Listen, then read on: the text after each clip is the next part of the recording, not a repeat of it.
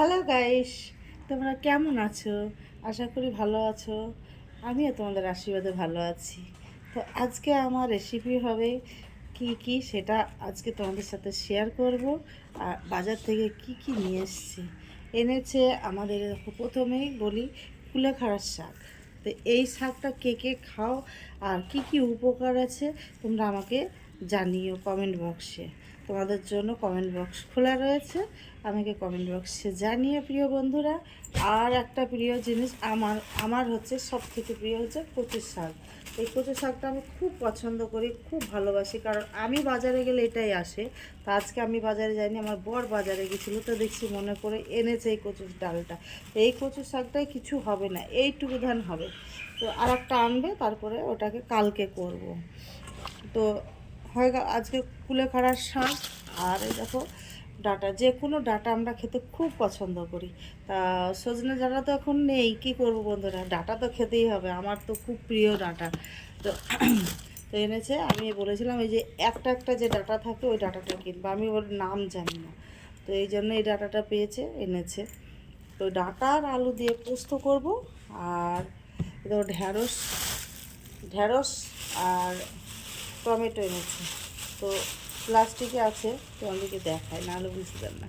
এই দেখো ঢ্যাঁড়স, আমরা একটা ঢ্যাঁড়স আর এই একটা ঢ্যাঁড়স, আমরা খেয়ে খেয়ে ঢ্যাঁড়স হয়ে যাচ্ছি, তো এই জন্য।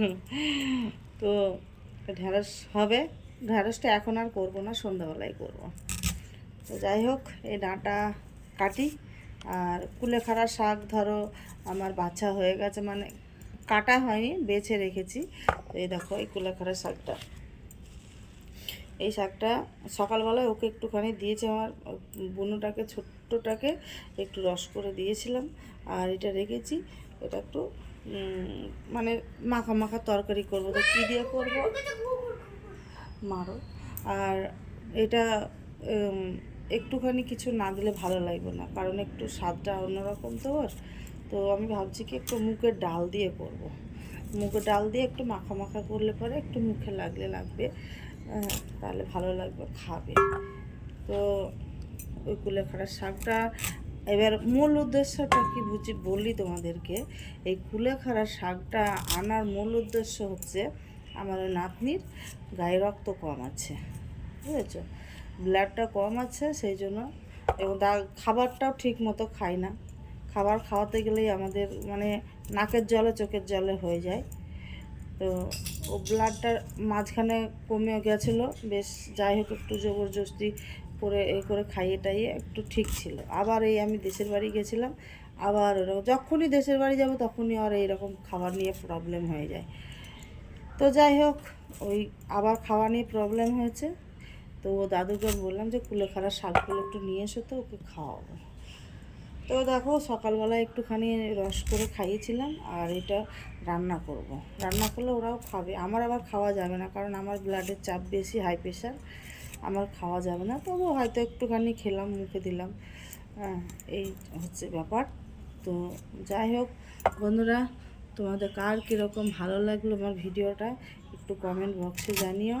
আর তোমাদের যদি কারোর ব্লাডের সমস্যা থাকে, তাহলে দেখো আজকাল সব কিছুই কিনতে পাওয়া যায়, ব্লাডও কিনতে পাওয়া যায়, ঠিক আছে, সব কিছু কিনতে পাওয়া যায়। তবু নিজে খেয়ে যদি ব্লাডটা নিজের শরীরে তৈরি করতে পারি, তাহলে অন্যের ব্লাডটা গায়ে না দেওয়াটাই দরকার। কিন্তু সে বলে না, ঠেলাই পড়লে বিড়াল গাছে ওঠে।